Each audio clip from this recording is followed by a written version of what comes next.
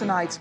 A Danish national, Peter Nielsen, bags a death sentence for killing his Nigerian wife and daughter. Justice Bolanle Okikiolu Igile rules that he is to die by hanging.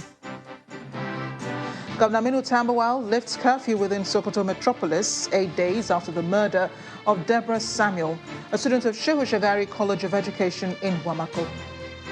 President Muhammadu Buhari observes Jumat prayers in Abu Dhabi, also commiserates with the new president of the UAE over the passing of former president.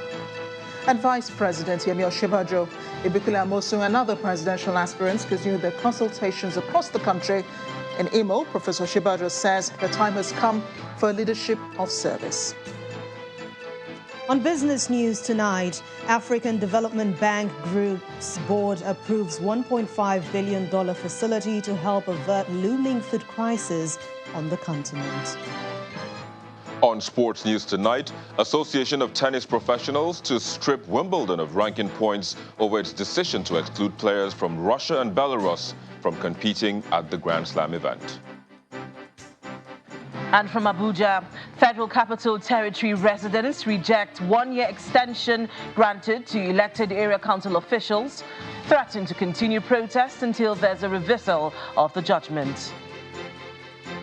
And in international news from London, Russia's defense minister says the so-called liberation of people in the Luhansk People's Republic in eastern Ukraine is almost complete. Justice seems to have been served as a Lagos High Court today sentenced a Danish national, Peter Nielsen, to death by hanging for killing his Nigerian wife, Zainab, and his 3-year-old daughter. The judgment was delivered by Justice Bolanle Okikiolu Igile. Mr. Nielsen was arraigned by the Lagos state government before the court on a 2-count charge of murder contrary to Section 223 of the Criminal Law of Lagos 2015. The state submitted that the defendant, aged 53, allegedly killed his Nigerian musician wife, Zainab, also known as Alize, and his daughter on April 5, 2018, at about 3:45 a.m. at their Banana Island residence in Ikoyi area of Lagos. Our judiciary correspondent, Shola Chiele, reports. On June 13, 2018, the Lagos state government had arraigned a citizen of Denmark, Peter Nielsen, on a 2-count charge of murder. Before the Lagos High Court sitting then at Igboshere, Nielsen, who was then 53 years old, had pleaded not guilty to killing his 37-year-old wife Zainab and their 3-year-old daughter Petra. After his plea, the court ordered his remand in prison and fixed trial for October of the same year, 2018. When trial started, the prosecution called 9 witnesses. They included one of Zainab's siblings, the couple's housemaid, 2 police officers, a consultant pathologist, and the state's director of the Center for DNA and Forensics, Dr. Richard Somiari.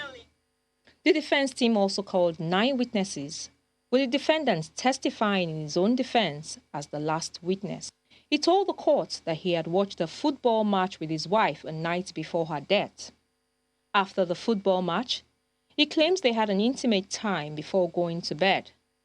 The defendant also testified that around 2:30 a.m., they were both woken up by their daughter, who said she wanted to watch cartoons. He said while his wife took the little girl to the sitting room, he went back to bed. He said he eventually woke up around 7 a.m. and noticed that his wife was not in bed. He would eventually find her body and that of his daughter dead on the kitchen floor. He claimed that there was a strong smell of gas when he opened the kitchen door, and all efforts he made to resuscitate them yielded no results. In a judgment which lasted over 5 hours, Justice Okikiolu Igile said she relied, among other things, on the post-mortem examination carried out by the consultant pathologist, Professor John Obafunwa, on the bodies. According to the pathologist, Zainab and Petra died of head injuries and asphyxia or suffocation, which could not have been self-inflicted. On whether the deaths were caused by the defendant, the court recounted several testimonies given by the prosecution witnesses, which suggested a history of domestic violence. In the end, the judge also held that the fact that the defendant did not immediately call for help when he claimed to have found the bodies made it difficult to absolve him of having a hand in their deaths. The court pronounced that he be sentenced to death by hanging.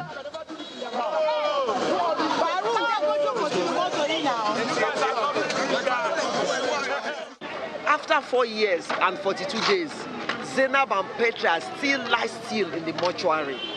But the only shooting ban, the only joy that we'll have is that justice has been served. The late Zainab, popularly known as Alize, was in the course of promoting her music before she was murdered. Shola Shoyeli, Channels Television News.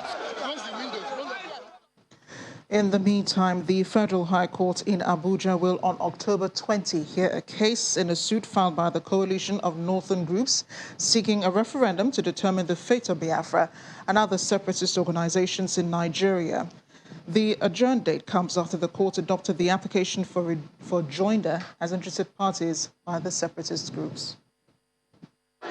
The coalition of northern groups had in June last year taken the National Assembly and the Attorney General of the Federation to court, seeking to stop the Constitution review exercise and in its place conduct a referendum to determine who remains part of Nigeria. Over the months, various ethnic groups filed applications for joinder as interested parties.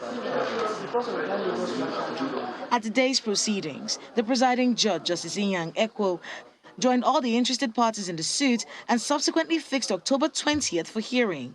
What the plaintiff are asking for in the first place is an opportunity for all Nigerians to be given the chance to decide whether they want to stay in Nigeria or not. It's their right. And we actually called for that.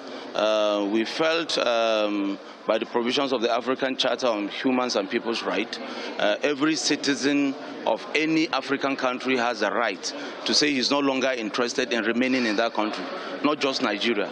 The Council for the Igbo Nation speaks on the reason for joining the suit. It's a very good day for the country, Nigeria. Why do I say so? Because today you can see the courts in its magnanimity granted all the motion for joinder, and we are now properly joined. The Igbo nation is now properly joined in this matter. Yes, is that there should be that they should allow this the citizens of this country, the nationality of this country, to conduct a referendum to determine whether they will continue to remain in this country as one entity, or whether they will go their separate ways. That is our main prayer in this suit. However, the Ijaw Nation has a contrary view. The Ijaw Nation is not and has never been and can never be part of the Biafran Republic. If there is any republic we should have or are entitled to is the Ijaw Republic and not Biafran Republic. So we need to be joined to assert our territories that have been forcefully incorporated into the Biafran map.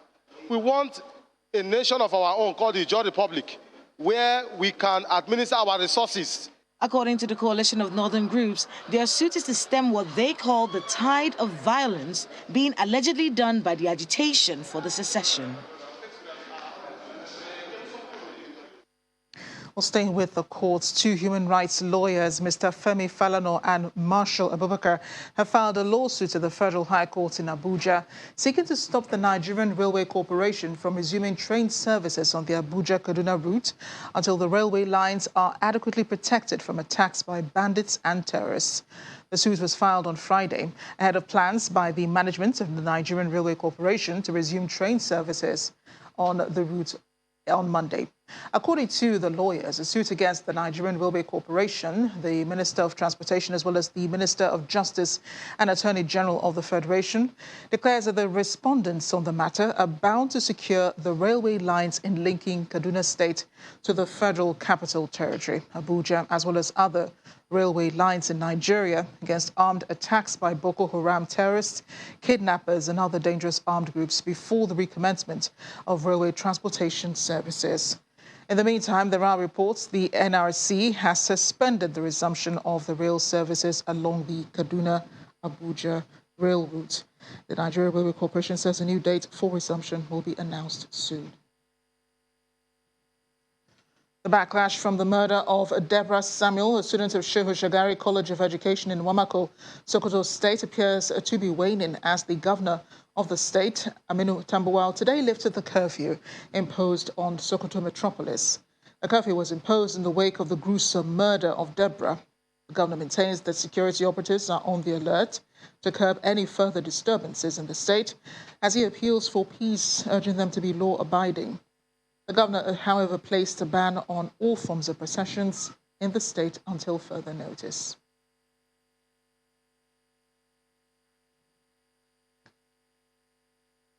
Here in Lagos, however, there have been disturbances in some communities and in Ogun State as well, resulting in the death of one person, as a total of 23 suspects are arrested in both states over suspected criminal activities.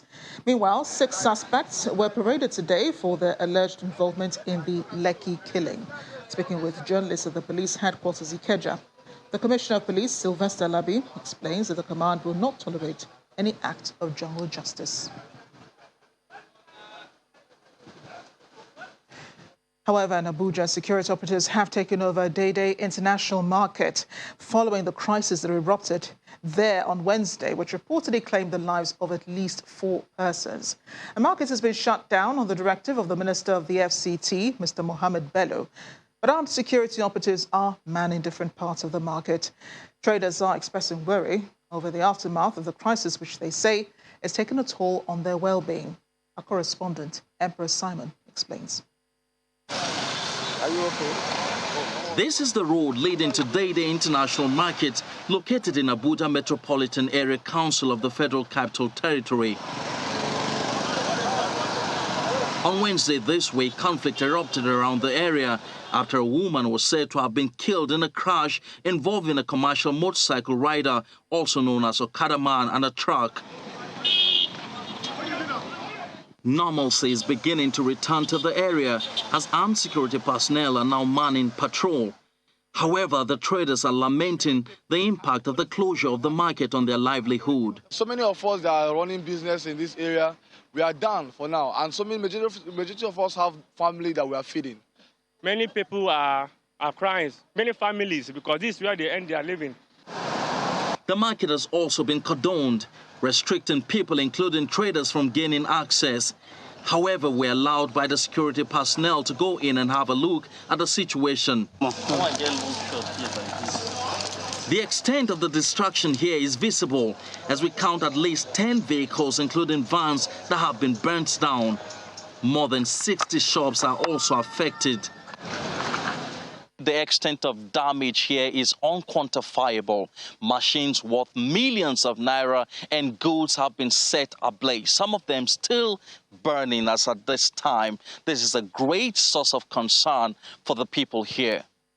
We gathered that Day International Market has over 1,000 traders, some trading in timber, some in other building materials, while others are said to be engaged in the sales of edible commodities.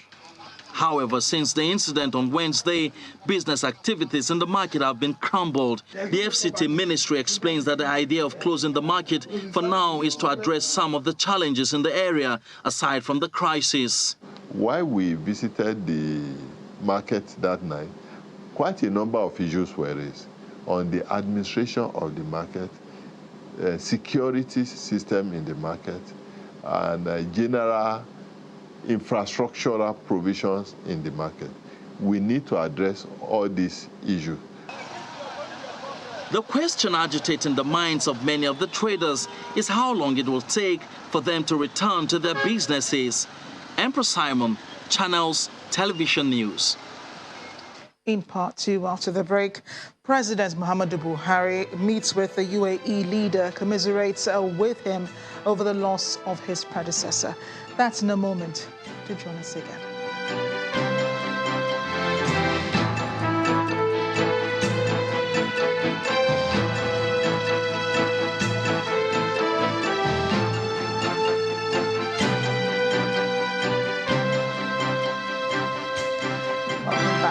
Joined us to watch the news at 10 live on Channels Television Lagos. A reminder of our top stories. Danish national Peter Nielsen bags death sentence for killing his Nigerian wife and daughter. Governor Aminu Tambuwal lifts curfew in Sokoto metropolis exactly 8 days after the murder of Deborah Samuel, a student of Shehu Shagari College of Education. President Muhammadu Buhari meets with the UAE leader, commiserates with him over the death of his predecessor. And presidential candidates continue consultations across the country.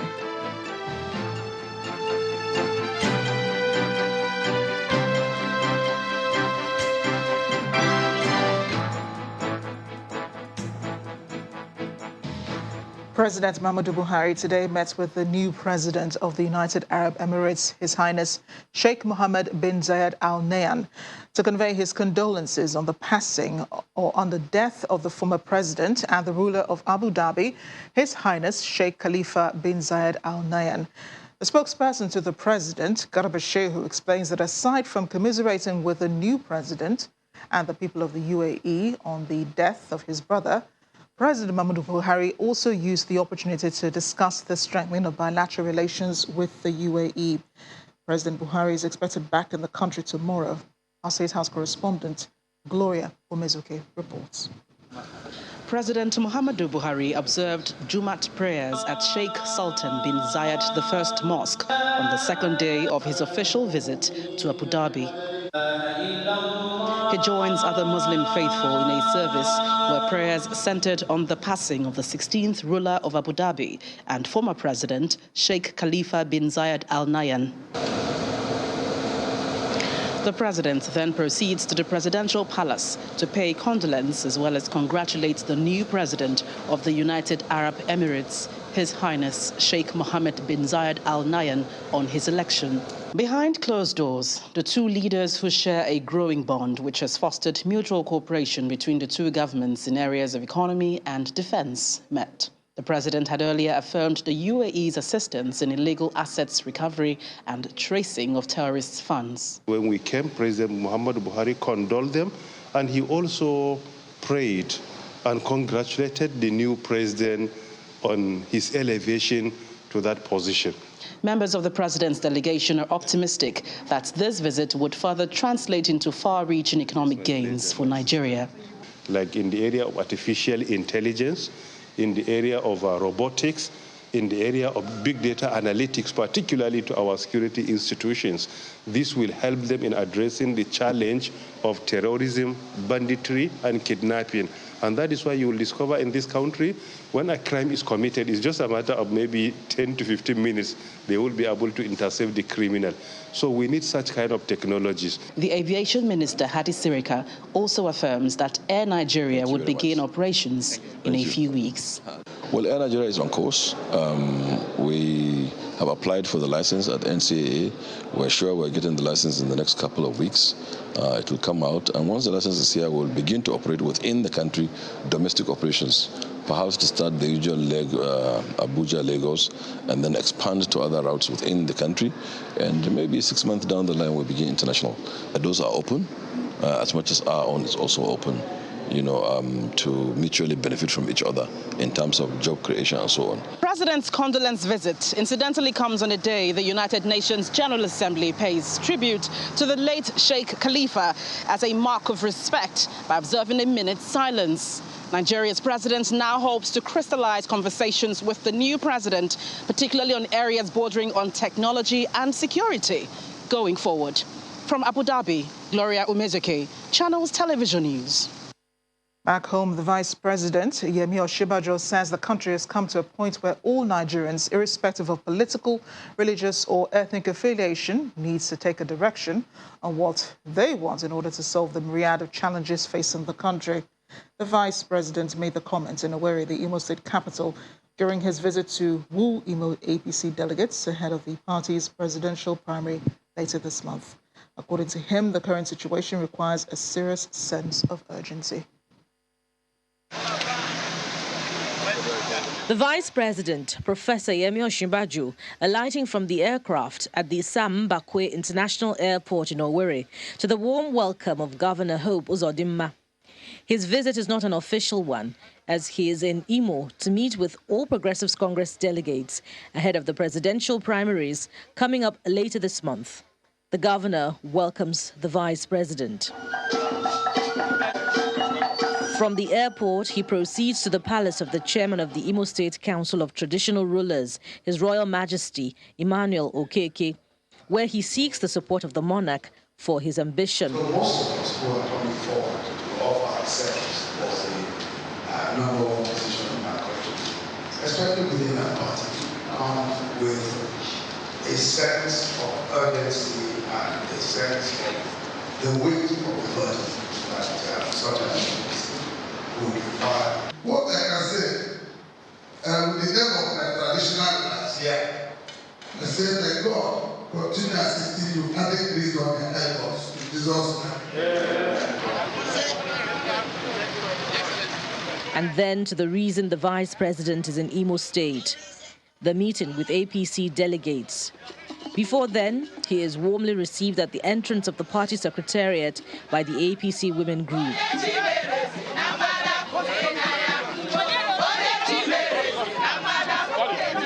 I think that we've had a very engaging time with delegates from Imo State. We've talked about a wide range of issues, from the economy to security to education, and what we need to do, and some of the current challenges, and how we intend to deal with some of those current challenges. As you know, there's a lot that needs to be done in the areas of economy and security and all of that. In the coming week, the battle shifts to the APC convention ground in Abuja, where all the presidential aspirants will be at the mercy of the delegates who will decide the flag bearer of the party for the 2023 presidential election.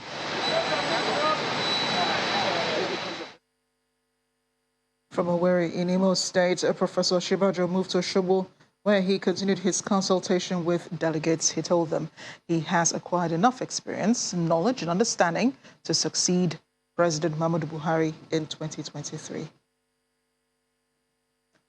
Now, ahead of the presidential primaries of the All Progressives Congress, former governor of Ogun State, Senator Ibikule Amosun, is asking delegates to support him to become the flag bearer for the party. Addressing them in Dutse, the Jigawa state capital, Senator Amosun promises to tackle issues of insecurity, unemployment, and the nation's economy if given the opportunity to become president of Nigeria.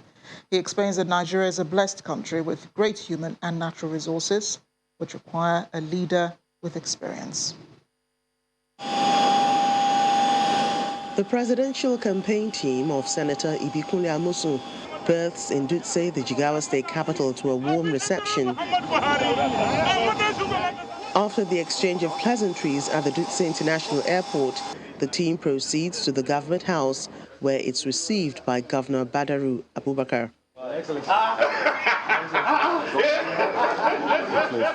Governor Abubakar leads the team to the Emir's Palace, where the former Ogun State governor makes his intention known. You will recall, too, that maybe when we were campaigning around, yes, I was here with our father, President Muhammadu Buhari, to come and seek for your support, to come and seek for maybe your prayers. So today, I'm coming here for the same thing, that in what we are going to do, the primaries that we are going to have on the 29th and 30th of this month, I need your prayers.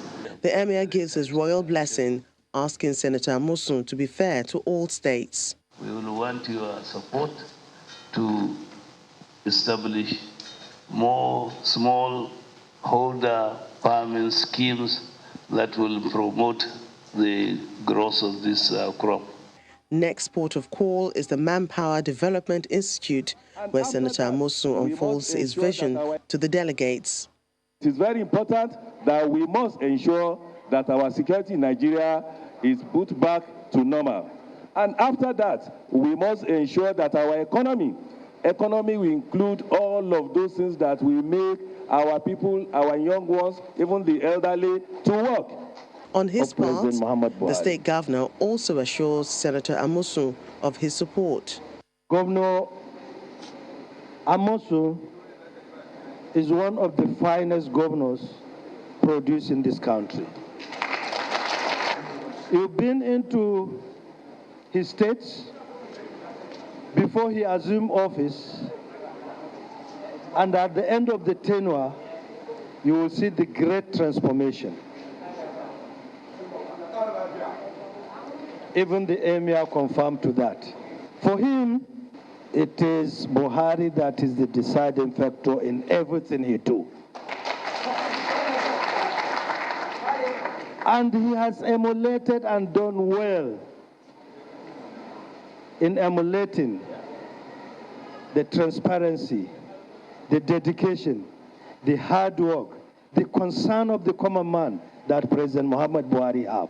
As the team departs Dutse, Senator Ibikunle Amosun remains optimistic that he will emerge the candidate of the All Progressives Congress come the 30th of May, 2022.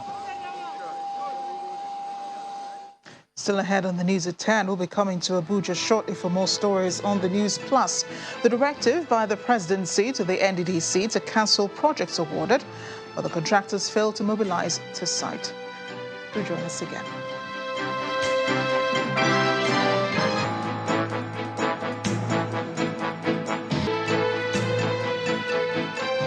Welcome back. Here's Linda with more stories from our studios in Abuja. Hi, Linda. Hello, Amarachi. Now staying with politics. A communique on the meeting of the Southern and Middle Belt Leaders Forum held earlier in the week is emphatically taking a stance on the zoning and power rotation between the North and the South as a basis on which the Nigerian Federation has since independence been premised. It states that zoning must continue and that all political parties vying for elected positions in the 2023 election must give opportunity to the South. The statement was signed by the leader of Afenifere, Chief Ayo Adebanjo, President General Ohaneze Ndibu Worldwide, Professor George Obiozo, President Middle Belt Forum, Air Commodore Dan Suleiman retired, as well as the National Chairman, Pan Niger Delta Forum, Senator Emmanuel Ibok Essien. Ahead of the 2023 presidential election, some aspirants under the two major parties have been conversing for support to increase their chances. For the All Progressives Congress, the Senate President Ahmed Lawan and Governor Kayode Fayemi visited Cross River and Edo states respectively. For the People's Democratic Party, Governor Udomi Manuel was in Benue State, while Governor Aminu Tambuwal visited Edo and Delta states.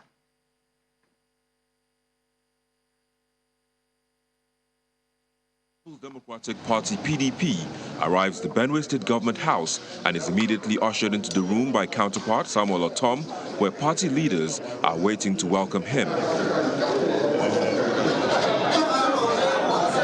Shortly after, the meeting with delegates kicks off and Governor Emmanuel presents his case for the presidency. I'm not the president that is coming to campaign and be telling you, no. I'm coming to tell you when it comes to creativity, development, capacity, vision, everything just comes from Udo. In Edo State, Sokoto State Governor Aminu Tambuwal, also vying for the presidency on the platform of the PDP, is here to share his plans with Governor Godwin Obaseki. His plans borders on amending policies and encouraging unity. I will engage Nigerians in a dialogue, and we shall, as a government, present executive bills where necessary for constitutional amendment to accommodate all of those recommendations that are aimed and targeted at restructuring and promoting fiscal federalism of this country. Governor Tambuwal also takes his message to neighboring Delta states. Our leader, our inspiration. It's not just the PDP making its presence felt in Edo State, as the bus conveying the contestant on All Progressives Congress platform and Ekiti State Governor Kayode Fayemi cruises into the government house. The pleasantries with his counterpart is cordial and relaxed. Both men excuse themselves for a private conversation and re-emerge to field questions on Governor Fayemi's plans for Nigeria, which he says will be centered on food security. Unless we grow what we eat and eat what we grow, we'll continue to have these shortages we're talking about. So there has to be a concerted effort. We encourage our farmers to have the confidence that whatever they grow, there will be automatic off-takers. The Senate President Ahmed Lawan, who is also hoping to cling the ticket with the APCs in Cross River State to visit the state governor, Professor Ben Ayade, promising that the challenges of security, education, and unemployment will be tackled. We have banditry or terrorism in the northwest. Here in the Niger Delta, it's largely militancy. I believe that we fight criminals till they submit. There is still a lot of ground for these aspirants to cover as campaign continues, but the office they seek demands they put in the effort to win the votes.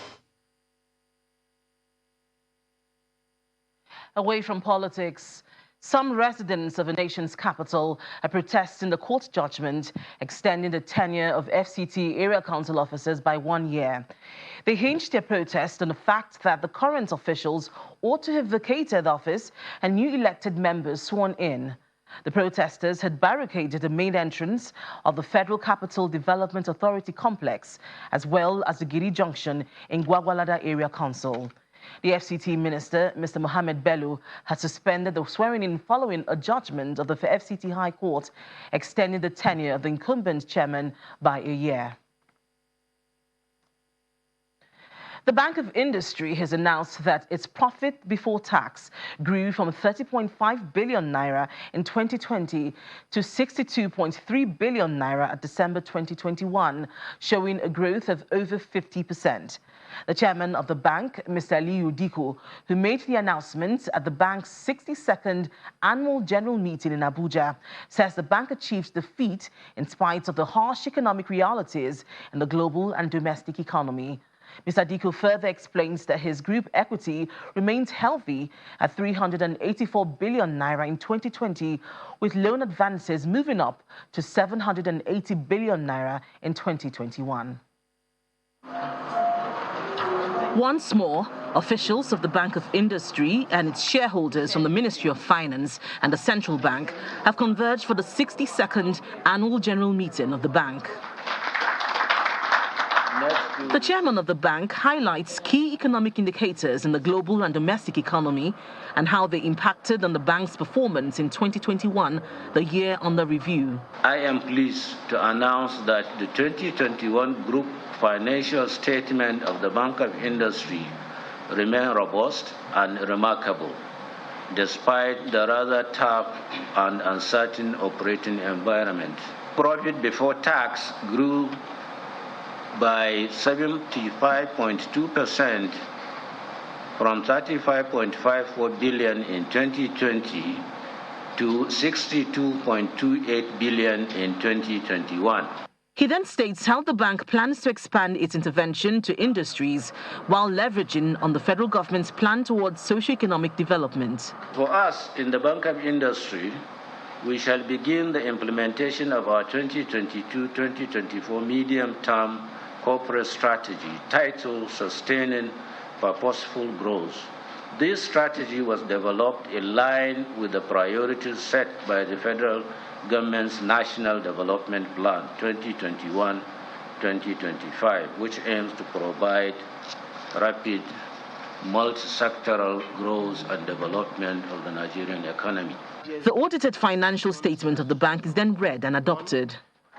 Outside the hall, the managing director of the bank shares his thoughts for the year. We do support a lot of the micro and medium enterprises, but most of our loans are in the large enterprises. Why is that? Because they take the loan sizes are bigger, but we are doing a lot in SME space. We have spoken to government. They are trying to de-risk lending in that area and giving us some of the money that we can use for de-risking. So expect to see more disbursement to the SMEs this year from Bank of Industry. The Bank of Industry promises more support for entrepreneurs through convenient financing targeted at job creation and industrialization. And that's all from Abuja. Back to you, Amarachi. Thanks a lot, Linda. And today, the presidency ordered the cancellation of all projects awarded by the Niger Delta Development Commission between 2000 and December 31st, 2019, which the contractors are yet to mobilize at the site to commence work. The directive, according to the Director of Corporate Affairs, Dr. Ibitoye Abosede, is subject to review, but in accordance to the Public Procurement Act, the cancellation is subject to future re-award in accordance with the Public Procurement Act and in line with the terms of the contracts for the award of the said projects. One of the foremost oil exploration companies in Nigeria, Shell Petroleum Development Company, has inaugurated the final phase of the Oloibiri Health Program in Ogbia local government area of Bayelsa State. The managing director of Shell Petroleum Industry and country chair, Shell Companies, Osage Okumbo, says Oloibiri Health Initiative is part of Nigeria's centenary celebrations, named after Oloibiri community, where oil was first discovered in commercial quantity in Nigeria. Oloibiri Health Program is a 3-year public health initiative championed by Shell Petroleum Development Company of Nigeria as part of its social investment program for the people, particularly in the South-South region. The final phase of the Oloibiri Health Initiative holds in Ogbia local government area of Bayelsa State. Management of Shell Petroleum Development Company of Nigeria, as well as the state governor, are gathered to witness the new development in the community. The company says the health program is conceptualized to mark Nigeria's centenary celebration, which birthed the Oloibiri Health Campus, a 400-meter Oloibiri access road, drug distribution center at the Mayal town, and the Ogbia Safe Maternal and Infant Care Center. As part of marking Nigeria's centenary celebrations a few years ago, conceptualized and started the implementation of the Oloibiri Health Program to serve as a reference point in Nigeria for sustainable primary healthcare delivery, which is a foundation for the attainment of the universal health coverage. A representative of the paramount ruler of Ogbia Kingdom spoke on the significance of the Oloibiri Health Program to the Ogbia people. On behalf of Ogbia Kingdom, commend SPDC's consistent and committed efforts to reach out to our people who have benefited so much from this benevolence. We are happy to share in these historic efforts. Senator Doye Diri, the Miracle Executive Governor of Bayelsa State. Governor Doye Diri applauded SPDC development scheme and urged the people of Ogbia to use the project maximally. I urge the beneficiaries to own this project and use it responsibly to the maximum of its potential and the benefits of the people of Ogbia and indeed the people of Bayelsa State. The Oloibiri Health Program is a public-private partnership program designed to provide affordable and quality healthcare services to the people of the area. Time for business news now. Here's Anne Marwado. Banking, so easy, so simple. Dial *894# now to experience it. You first, First Bank.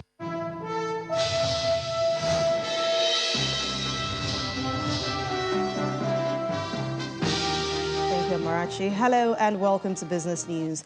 The African Development Bank Group's Board of Directors has approved a $1.5 billion emergency food production facility to help African countries avert a looming food crisis. In a statement released today, the bank said the unprecedented comprehensive initiative will provide 20 million African smallholder farmers with certified seeds and support them in filling the food shortfall induced by the Russian-Ukraine war. The AFDB also says the aid package will increase access to agricultural fertilizer and enable farmers rapidly produce 38 million tons of food, which will be a $12 billion increase in food production within 2 years. And let's head to the local markets, which reversed the only gain recorded this week by a wider margin at the close of trade today due to fresh round of profit-taking. Eni John Mekwa has the details.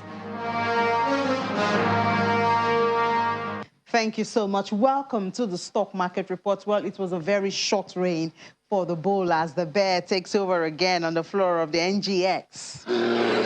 The negative sentiment was sustained from intraday and ended with over 0.5% loss on the all-share index. That's about 159 billion naira shaved off the market value. What an overturn compared to yesterday. However, major sectors were positive, from banking, which recovered from the loss of yesterday, to oil and gas, and even insurance, which recorded the most gains today. Jai's Bank is back on that list, the top trades list. It gained 7 kobo today to close at 90 kobo.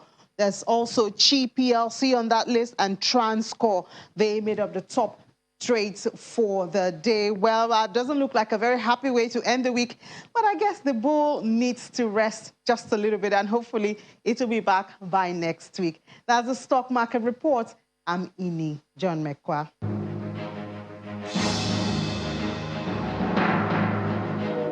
That's Business News Tonight. Thanks for watching. I'm Anne Nwawodo. Have a wonderful weekend. It's back to you, Marachi.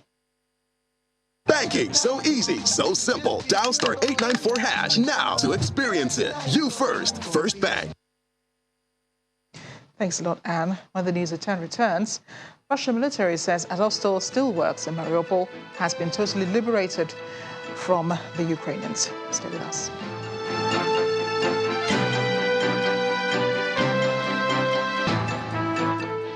Welcome back. Simon Pusey has the day's major stories from the foreign scene. Good evening and welcome to the Channel Studios here in London with your international news around the world in 5. Moscow's defense minister has said Russia's liberation of the self-declared Luhansk People's Republic in eastern Ukraine is almost complete. Sergei Shoigu said more territory had been seized from Ukraine by Russian-backed separatists and Russia's own forces. Before the invasion, President Putin announced that he was formally recognizing the so-called People's Republic and another in Donetsk as being independent from Ukraine. Meanwhile, one of the Ukrainian troops who had been defending the besieged city's last holdout posted a series of photos of the devastated steelworks on social media as he left the site. Well, that's all, wrote Dmitry Kozatsky after leaving the plant. Thank you for the shelter. Azovstal is the place of my death and my life, he added. Earlier, Russian authorities said nearly 2,000 Ukrainian soldiers surrendered at Azovstal and are believed to have been taken to Russian-controlled areas. Sri Lanka has defaulted on its debt for the first time in its history as the country struggles with its worst financial crisis in more than 70 years. It comes as the country experiences a food shortage on top of the worsening economic crisis. Queues for bread and petrol have been growing longer by the day, sometimes stretching for miles. The governor of the central bank said the country was now in a preemptive default. A decision in April last year by President Gotabaya Rajapaksa to ban all chemical fertilizers drastically cut crop yields, and although the government has reversed the ban, no substantial imports have yet taken place. Australians go to the polls this weekend with the opposition centre-left Labour Party leading the Prime Minister Scott Morrison in the current ratings. Rising prices will be of pivotal concern for voters as they head to the polls on Saturday. From time to time, the Prime Minister, whose centre-right coalition has been in power for almost a decade, has slammed his main challenger, opposition candidate Anthony Albanese, as a loose unit on the economy. The cost of living measures that he spoke about. Anthony Albanese said the Australian economy was crying out for leadership and reform. Almost two-thirds of Australians say reducing the cost of living should be the top priority for the next government.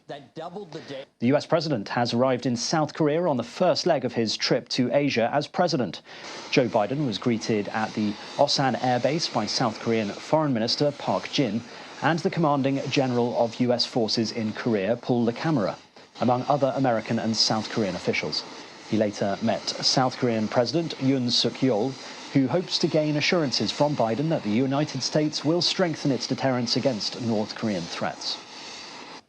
According to health authorities and local media reports, cases of monkeypox are being investigated in several European countries, as well as the US, Canada and Australia. The new cases were reported in Belgium, France, Australia and Germany. This follows infections confirmed in Italy, Sweden, Spain, Portugal, the US, Canada and the UK, where the first European case was reported. Monkeypox is most common in remote parts of Central and West Africa. Instances of the disease outside of the region are often linked to travel to the area. Monkeypox is a viral infection, and the reservoir is in small mammals, usually rodents, in West African and Central African forest.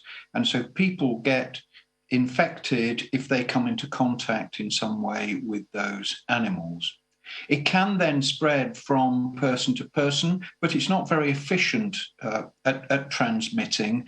And so what we normally see is maybe 1 or 2 people get infected from that case, and then it dies out because it's not very infectious within human population. Firefighters in Somalia's capital, Mogadishu, have battled for about 6 hours to put out a fire that engulfed a market in the city. Banadir Market is one of the biggest shopping areas in the city centre and is close to the mayor's office. Prime Minister Mohamed Hussein Roble expressed his sympathy on Facebook to the traders who have lost their property and posted photos from the scene. And finally, artists in the small UK town of Hebden Bridge have created a massive Bumblebee mural, hoping to raise awareness about the plight of this key vanishing species. The mural, created to coincide with World Bee Day, was painted on the Plebden Royd Primary School using paints traditionally used to draw the lines for football pitches. It's the creation of Dave Martin and Jamie Wardley, whose daughter attends the school. Rising temperatures are contributing to drastic declines of bumblebees across Europe and North America at rates consistent with a mass extinction, threatening food cultivation. And that's your international news around the world in 5. Now back to the Channel studios in Lagos. Thank you, Simon, and welcome to Sports News. Nigeria's Flamingos secured a 1-0 victory over Ethiopia in Addis Ababa in the ongoing FIFA Under-17 Women's World Cup African Qualifying Series. Forward Opeyemi Ajakaye scored the only goal in the final round first-leg duel staged at the Abebe Bikila Stadium. And the Association of Tennis Professionals has confirmed that Wimbledon will be stripped of ranking points over its decision to exclude players from Russia and Belarus from competing at the 2022 championships due to Moscow's invasion of Ukraine. Tennis governing bodies have banned Russia and Belarus from international team competitions following the invasion, with players from the two countries allowed to continue competing as neutrals. And that Sports News is back to Amarachi. Thank you, Victor. And the main news again. A Danish man, Peter Nielsen, a Danish national, Peter Nielsen, has backed the death sentence for killing his Nigerian wife and daughter. Justice Bolandi Okikiolu-Ihile ruled that he is to die by hanging. That's the news at 10 tonight. Thanks for watching. I'm Amarachi Ubani. Good night.